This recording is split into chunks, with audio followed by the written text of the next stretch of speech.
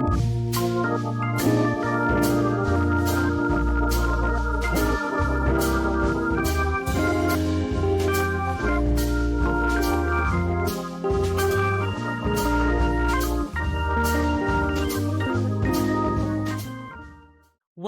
to Heart Like Harriet. I'm your host, Giselle Phelps. This is a podcast all about celebrating freedom in all of its forms of love, work, wealth, and creativity. It's all about honoring the spirit of Harriet Tubman. You see, I'm a descendant of the Underground Railroad. My great great grandfather was indeed a freedom seeker who made his way from Virginia to Canada on the Underground Railroad. And as we move through the holidays, I wanted to pause and reflect on the conversations that spoke to how we show up with one another in relationships, at work, and in community.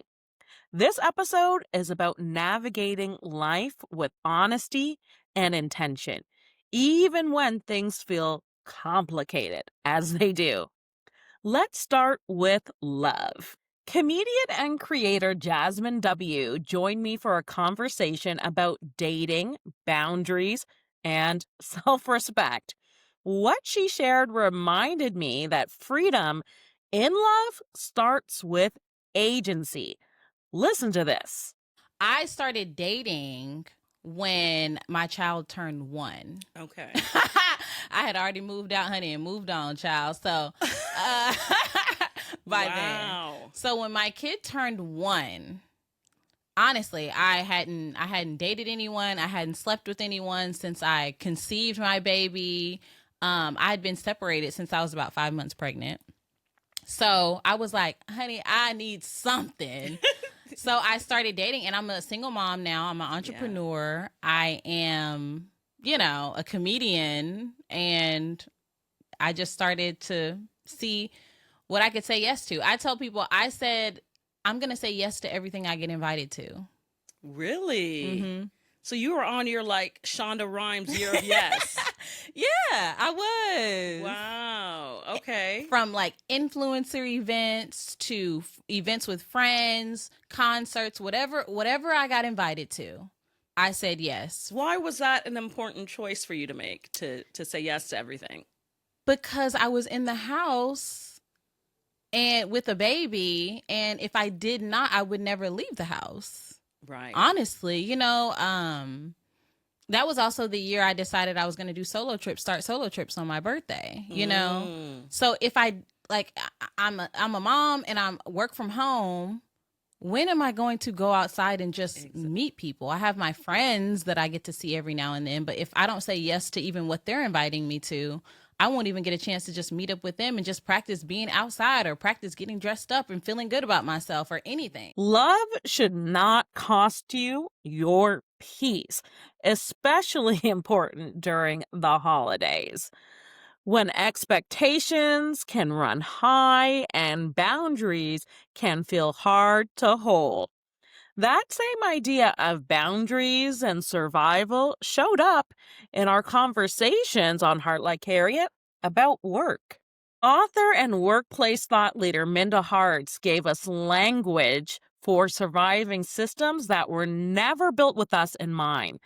This moment stayed with me. Freedom wasn't quitting, because that would have created more issues because I didn't have the savings that I needed and all of that. And so I had to heal while I was in hell, and sometimes we have to carve out those spaces for our freedom. Say that again. Healing while in hell. It is possible, y'all. I'm a direct example of it. Listen, that was good. Healing while in hell. That's not a catchphrase. That's reality for so many people navigating work right now, which brings us to the idea of community and purpose. Etienne Maurice is a builder and creator, and someone who reminds us that freedom isn't always individual. Sometimes it's collective. Here's a little bit about what he shared with us about purpose and work that serves others. I think in many ways what I'm doing right now with my family is creating spaces of wellness, and I call it creative wellness. So I would consider myself a creative wellness entrepreneur, someone who is rooted in purpose through creativity as a director, as an actor, but also through wellness as a yoga instructor, as a breathwork facilitator, and most importantly, an entrepreneur that's actually creating opportunities for other like-minded individuals who might be in the arts, but also are very passionate about holding safe, healing spaces for individuals. So I really have done, I think, a pretty purposeful job in putting both of my passions in the arts and wellness and combining them both and using them for a greater good. And so is not having to choose one or the other important to you? Of course. I mean, on top of that, I have the freedom to do so, right? I think many ways a lot of time I've been told, you got to be good at one thing to move on to the next. And, I've always been good as a director, as an editor. And, by the grace of God, it led me to content creation. And especially in today's day and age, I have the opportunity to have a platform. With the platform that I have, I've been able to use that and use my voice through social media.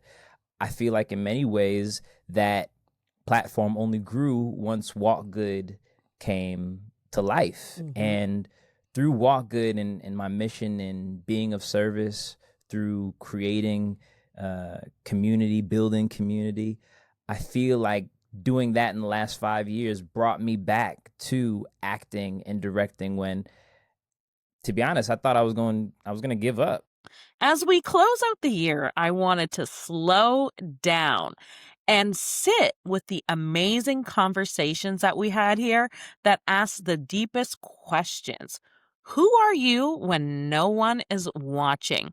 What happens when you stop shrinking to fit expectations? And what becomes possible when you finally choose yourself? The stories you're about to hear are real, and they're about identity, creativity, joy, and truth.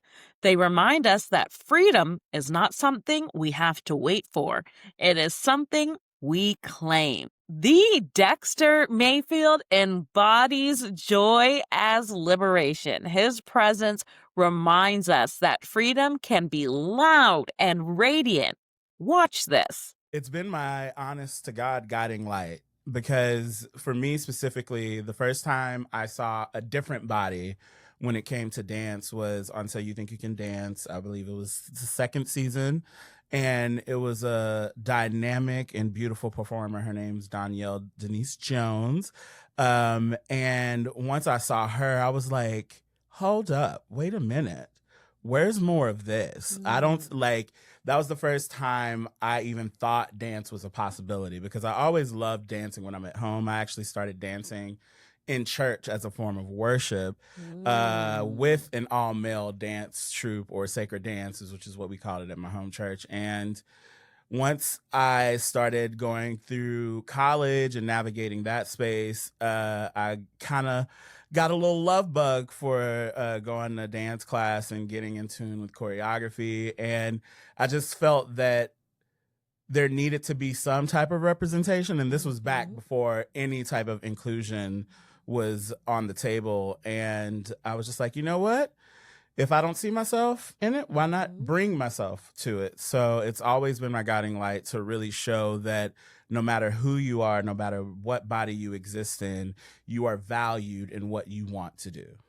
And I love what you said about that this kind of was birthed in the church. Yeah. Right? Because when I look at your dance videos, or I've seen you dance in person, when I live and direct. Yeah, I've seen you live and direct.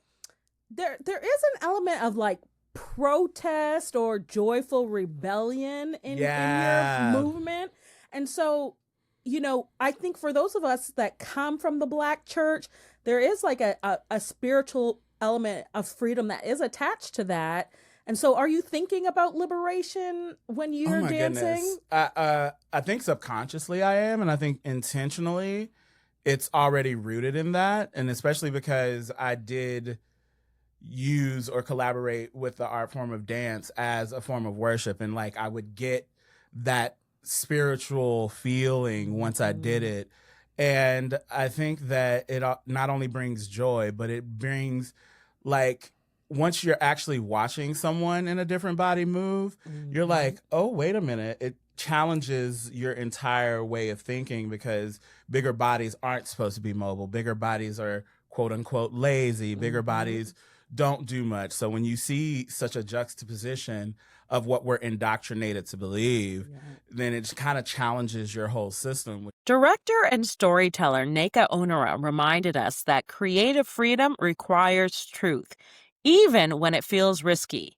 Here's that moment. My creative process, I also feel like just my career in general, like I didn't go the way everybody went. I didn't go to film school. You know, I kind of went to school for psychology. And instead of me being, you know, I don't know, in an office just talking to people through their problems, I focused on doing it through film. I consider my work, my films, a social science. When I go into a Megan Thee Stallion and we're talking about the shadow self, and that comes from Carl Jung theories and things like that. But a social scientist might not, I mean, no one would look at me as that just by face value, but like I'm actually doing social science through my creativity. So I feel like that's very unconventional as well. Absolutely. So I get to geek out under the guise of these documentaries, but really that's what I'm studying, human behavior. So these are things that a lot of people don't know about me, and it's been hard in my career as well to establish that voice so concretely, because people say if you're a lesbian you're supposed to do these kind of movies.